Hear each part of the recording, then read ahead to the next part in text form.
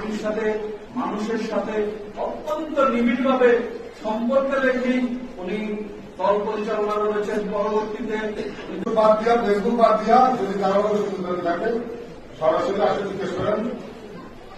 একটু আগে আমি বলছিলাম যে আমাদের একটা মনে হলো আপনাদের জানেন মানুষের যে ভালোবাসা দিয়েছেন সেটা উনি যোগ যোগ ধরে আমাদের এই নেতা কর্মীর মনে প্রাণে উনি থাকবেন।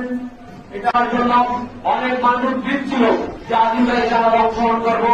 আজিম ভাই যে মানের মানুষ ছিল সেই মানের মানুষকে জানাজার মধ্যে পরিচয় করে দিয়েছেন নেতারা আছেন।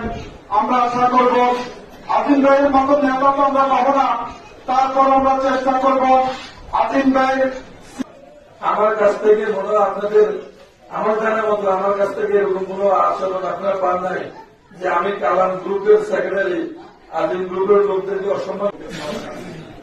এই ঘটনা যাতে আমাকে জনগণ থেকে শুনতে না হয় সেই জন্য আমাদেরকে সবাইকে সতর্কভাবে আমার জনগণের সামনে আচরণ করতে হবে। যাদের যাদের কারণে আপনারা পদে আছেন মনে করেন না যে আপনারা অনেক কিছু প্রত্যেকের কর্মকাণ্ড একদিন আমরা 2000 সালে 2002 থেকে আর 2006 আমি উনি অত্যন্ত বিচক্ষণ ছিলেন। ওনার মতো নেতা জানি না এই রাকসা মহানগরকে আগামী দিনে আসবে কিনা। এখন আমাদের সম্মুখে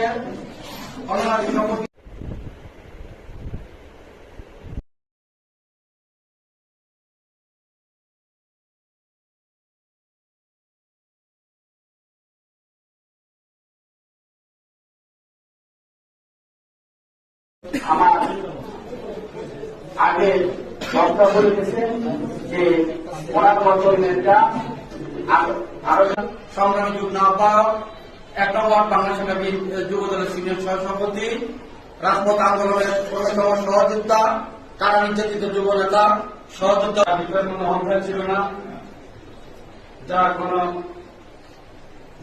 নেই।